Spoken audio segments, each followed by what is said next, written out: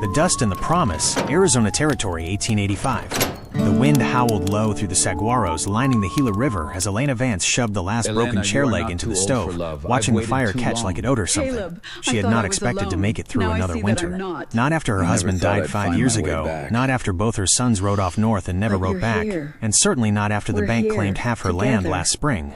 But here she was, 51 years old, tired, clear through her bones and still standing. What she had not expected, though, was the knock on her door just past sundown. She opened it with a rifle in hand, heart already prepared for the worst. Instead, standing there in the sand was a tall cowboy with a stitched-up coat, a crooked hat, and a boy no older than 8 sleeping in his arms. "I am sorry to bother you," the man said, voice rough like gravel, but polite. "We got caught in the storm. My horse went down. We just need a place to get warm for a bit." Elena studied him. His boots were soaked through, the boy's cheeks red from windburn. She did not recognize the man, which was unusual. She knew near every soul within 20 miles. "You are not from around here." "No, ma'am." He shifted the boy gently in his arms. "We were headed for Tucson. I was told there was work there.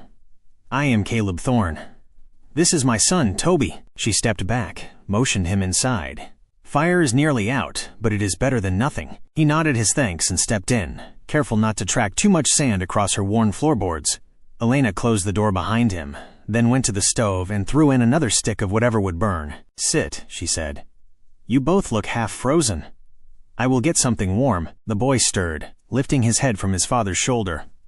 "Is this a hotel, PA?" Caleb smiled down at him. "No, son. A kind lady let us in." Elena poured what was left of the boiled parsnip soup into 2 tin cups. It was thin but hot. She handed them each one and sat down across from them, the chair creaking beneath her. "You do not have a wife?" she asked, watching the boy slurp down the soup like it was gold. Caleb looked at the cup in his hand. "She passed 2 years back. Fever caught her fast. After that, it was just me and Toby." Elena nodded once. "Mine died 7 years ago. Pneumonia. I buried him behind the barn." They were quiet after that. The fire popped. The wind whistled through the cracks in the windows. "You live out here alone?" Caleb asked. "I do. No children. Had 2 grown now. One in Santa Fe. The other chased gold down to Mexico. Neither of them right." Toby had fallen asleep again, curled up on a rug by the stove. Caleb draped his coat over the boy's shoulders, then leaned back against the wall. "You are strong," he said. "Living out here alone." Elena gave a dry laugh. "I am old and stubborn. That is not the same as strong." He looked at her, then really looked at her. The firelight softened the lines in her face, touched the silver in her hair. "I do not think you are old," he said. She raised an eyebrow. "How old are you, Mr. Thorne?" 35. She let out a sharp breath. "You are a boy." "I have not been a boy since I was 12, and digging graves for cholera victims in Texas." She looked away. That kind of truth had weight. She could feel it settle between them. "You can sleep here tonight," she said. "But come morning, you will need to move on." "I do not have much." "Understood," he paused. "But if you would let me tomorrow, I could fix that barn door swing in the wind and the fence." I saw it coming up. Elena crossed her arms. "You offering to work for a place to stay?" "I am offering to help." She studied him again. The way he sat straight, serious. The way he looked at her like she was not invisible, like she was worth hearing. "You can stay 2 days," she said. "No more." He nodded. "Fair enough." By the end of the second day, the barn door was repaired, the fence mended, and Toby had followed her around the house like a pup, asking endless questions about chickens and root vegetables. Elena found herself smiling more than she had in years. On the morning of the 3rd day, Caleb came in from chopping wood with dust crusted in his beard. He shook it off, set the axe by the door, and looked at her with something quiet in his eyes. "I know you told me to leave today," he said. "But truth is I do not want to." Elena froze. "Why?" "Because you are the first person in a long time who makes this world feel less empty." She swallowed hard. "You are too young for me." He stepped closer. "You are not too old for love." She looked away, but he reached out, his hand grazing hers. "I have waited my whole life for someone like you," he said, voice low, steady. "Someone who knows how to survive, who does not flinch at silence. Someone who sees me." Her throat tightened. "You do not know me, Caleb." "I know enough," he said gently. "And I would like to know more." Toby came running, and then holding an egg in both hands like it was treasure. "Miss Elena, the hen laid one." She smiled, heart aching in a way she had not felt in years. She took the egg carefully, fingers brushing Toby's. Maybe you two should stay, she said softly. Caleb's eyes met hers.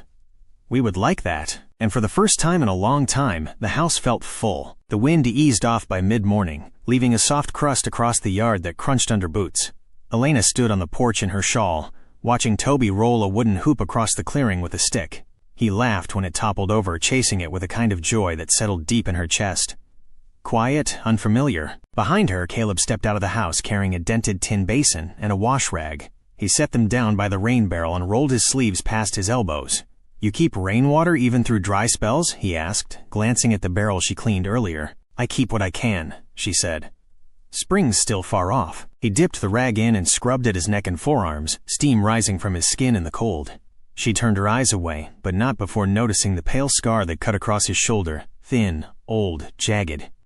Neither of them spoke of it. You always done your own mending? He asked after a moment, nodding toward the pile of clothes she'd been stitching earlier. Since I was 17. He wrung out the rag, hand steady. You're good at it. Neat stitches. She looked at him then.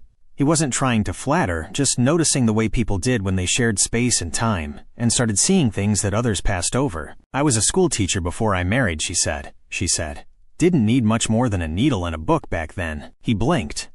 You taught? In Phoenix before my father passed, and I came back to help my mother. Then I met Arthur. Her voice thinned.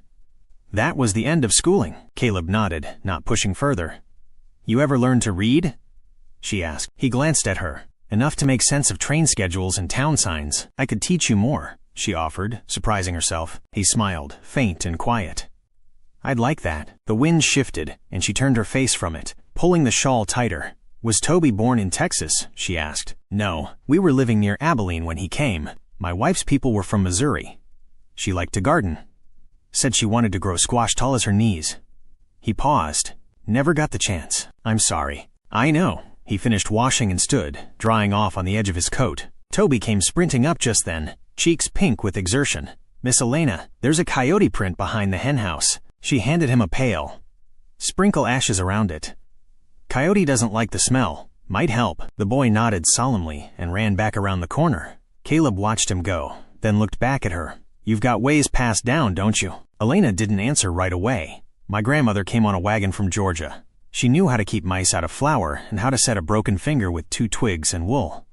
My mother taught me the rest. He stepped toward her, close enough for her to feel the warmth coming off him. You ever get lonely? He asked. She looked out over the trees. Sometimes, but I've learned how to fill the hours. He was quiet for a moment.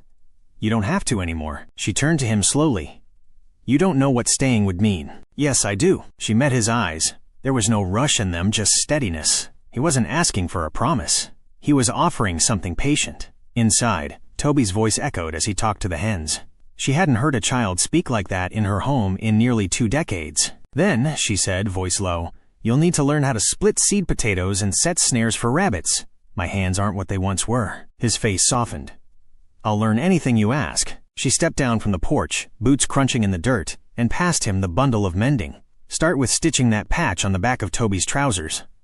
He tore it this morning. He took the clothes with both hands, nodding. I'll do it right. I know. They moved inside together without another word, the door shutting gently behind them. The wind passed through the empty yard, but the house held stillness and warmth now, like it remembered the shape of a full life. The wind had settled by dusk, leaving behind a sky scraped clean of cloud, and a quiet so clear it made the world feel paused. Elena stood at the edge of the field, one hand resting on the top rail of the fence Caleb had repaired days earlier. The sand there had begun to shift in the breeze, revealing the dry roots underneath, waiting for rain. Behind her, she heard the slow tread of boots in dry earth. Caleb came to stand beside her, his coat buttoned up tight, Toby's wool cap pulled down over his ears. I checked the traps, he said. Caught a rabbit by the wash. Left it hanging in the shed. I'll skin it in the morning. She nodded without looking at him.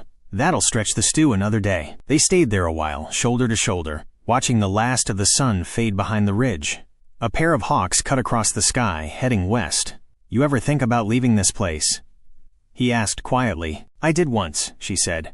The summer after Arthur died. I packed up the wagon, got as far as Yuma, but I couldn't make myself go farther. The land was his. I couldn't leave him behind.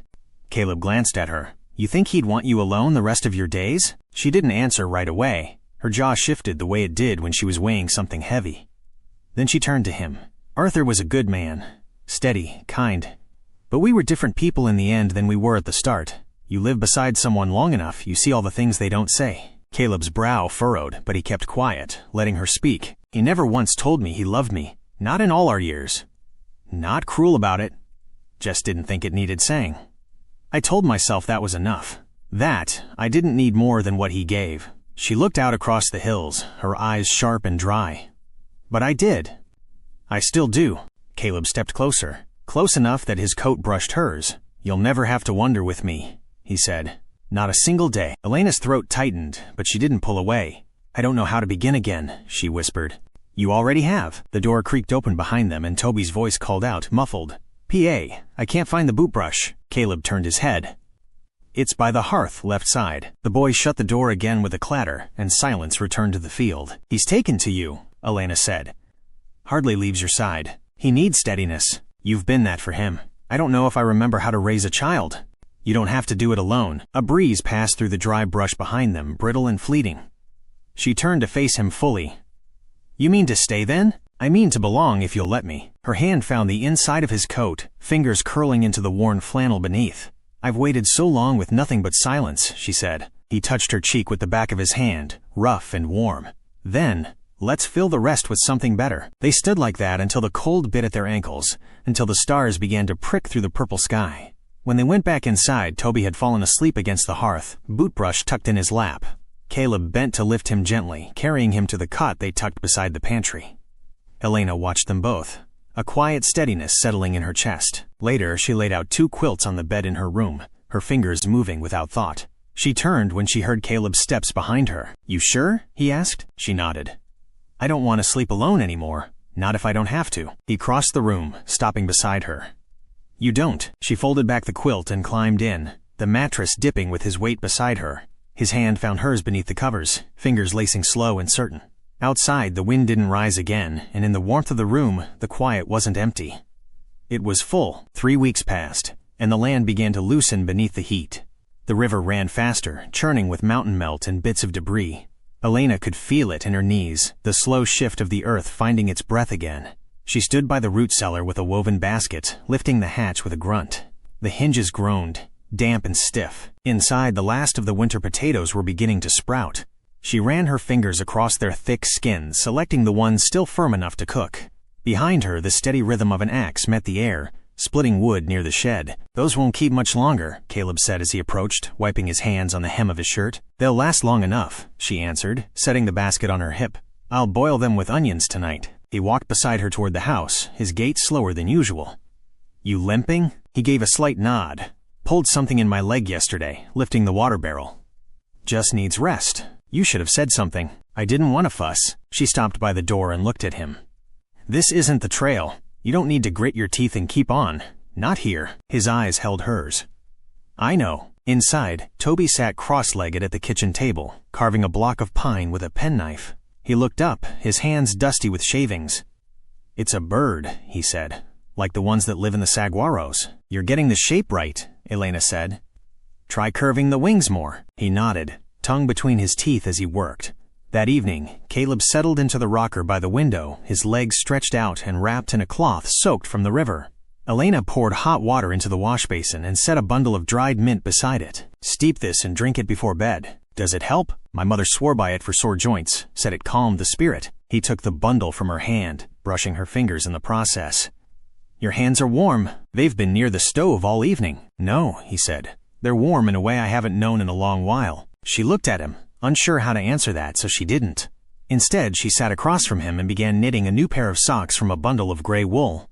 Toby had taken the last decent pair for his growing feet, and the air in the bedroom still crept in through the floorboards. Caleb watched her needles move. You always make things so exact. There's no point doing something halfway. He leaned forward, elbows on his knees. That how you learn to live, too? She didn't look up.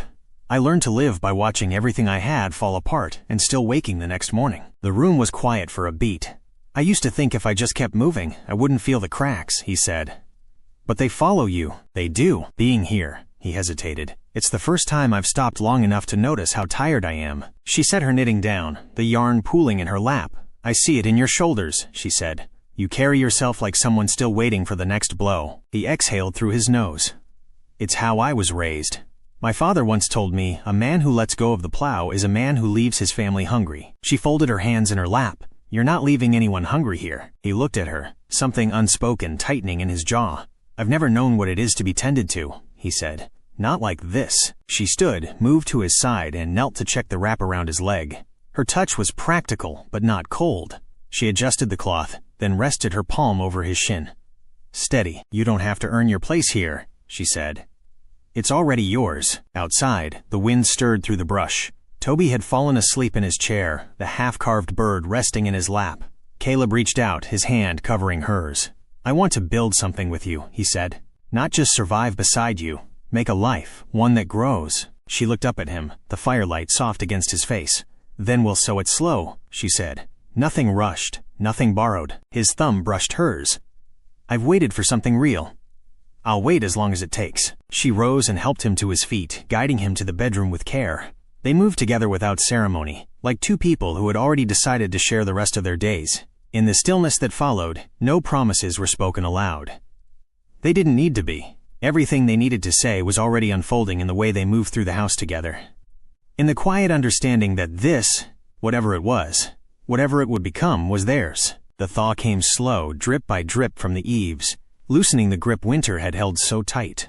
Elena stepped out into the clearing with a bucket in one hand and a length of twine in the other, her feet sinking just slightly into the damp soil. The sun had warmed the south side of the house, revealing patches of dry earth and the first stubborn green tips of wild onions curling up from the dirt. Caleb was in the shed hammering something she hadn't asked him to build. Toby was perched atop a stump nearby, whittling a wheel for what he claimed would be a cart when finished. Elena watched them both a moment before setting the bucket down beside the chicken coop. One hen had taken to laying eggs behind the woodpile, and she didn't fancy crawling after them again. Caleb emerged with a narrow box in his hands, the wood freshly sanded and the corners joined clean. He held it out to her with the quiet pride of someone who didn't often offer gifts. For your seeds, he said. Better than keeping them in jars beside the stove. Elena took it, running her fingers along the grain. You made this from the broken ladder, didn't you? It wasn't good for climbing anymore. It is now. He looked at her, and for a long moment, neither of them spoke. Then she set the box beneath the porch, tucked safely where the sun wouldn't warp it. That night, after the stew had been eaten and Toby had gone to bed with his carved cart beside him, Elena sat at the table with a ledger open. It held Arthur's old handwriting mixed with her own. Years of planting and harvest scribbled in the margins. She dipped the nib of her pen into the inkwell, hesitated, and then wrote a new entry at the bottom of the page. Spring 1886. Caleb dug new beds south of the barn. Toby helped. Soil turned dark, promising. Caleb came to stand behind her, reading over her shoulder. I didn't know you kept a record. I always have. Helps me remember what grew and what didn't. He touched the back of her neck, his hand large and warm, thumb brushing just beneath her hairline. You plan to write about me every season? If you stay every season, I will. She turned her chair toward him, her knees brushing his legs. I thought I'd forgotten how to want someone. Not need, not miss. Want. His breath caught. I think I've been waiting for someone to say that to me my whole life. She reached for his hand and laid it over her heart. You're part of this place now. You and Toby both. I want that to be understood. It is. The next morning they hitched the mule and went into town together. Toby rode in the back of the wagon, blanket over his legs and a tin lunch pail in his lap. Elena wore her brown shawl with the repaired fringe, and Caleb shaved clean for the first time since autumn, revealing a mouth that curved easier now. At the mercantile, Caleb traded pelts for flour and kerosene. Elena picked out a bolt of calico dotted with faded blue flowers. At the post office, the clerk handed her a letter addressed in unfamiliar script. She stared at it a long while before slipping it into her pocket unopened. Outside, Caleb caught her expression. Bad news? Not sure yet, but it won't change anything here. They stopped at the blacksmith before heading home. The man had finished the iron hinges Caleb had ordered for the garden gate. Elena hadn't asked for a gate, but she wasn't surprised either. That evening, she finally opened the letter by lamplight. It was from her eldest son. He'd married a woman in Colorado, had 2 daughters, and worked at a printing press. He hoped she was well. There was no return address. She folded the paper and tucked it into the ledger without a word. Caleb didn't ask. He only pulled her hand into his lap, held it there while the fire crackled low. By early summer, the garden bloomed with beans, squash, and the beginnings of corn. Caleb added a second row of fencing and built a bench beneath the trees where the 3 of them sat after supper, passing a harmonica between them and taking turns trying to play. Elena watched the boy stretch taller, his shoulders beginning to square. Caleb taught him how to tie fishing knots and shoe a mule. She taught him how to read the sky before a storm, how to tell good seed from bad. One evening, as the sun dipped low, Caleb knelt in the garden with dirt on his palms and a ring in his pocket. It wasn't gold, just a simple band made from a river stone, smoothed and set into a bit of carved wood. He'd made it with the same care he gave to every small thing in her life. "If I ask you to marry me," he said, "will it change the way we are?" She stood over him, wiping her hands on her apron. "Only if you stop listening when I speak." "I won't then." "Yes, Caleb Thorne. You can ask me." He rose and took her hand, slipping the ring on her finger. It fit snug as if it had always belonged there. They married beneath the trees 3 weeks later, with Toby standing between them holding a bouquet of wildflowers. There were no guests, no preacher, just promises spoken aloud and sealed with earth under their nails and laughter on the wind. That night Elena lit a single lantern and set it in the window, not to guide anyone home, but to mark the house as full. Years passed. Toby built a house of his own on the North Ridge when he was grown, marrying a local girl with a strong chin and a louder laugh. They brought their children down the hill every Sunday, running barefoot across the yard and shouting for biscuits. Caleb's hair turned silver at the edges, and Elena's hands stiffened some, but they still walked the length of the field every evening, fingers brushing quiet as dusk. The gate Caleb built never rusted, and the seed box stayed. If you enjoyed this story, please remember to share, like, and subscribe for more.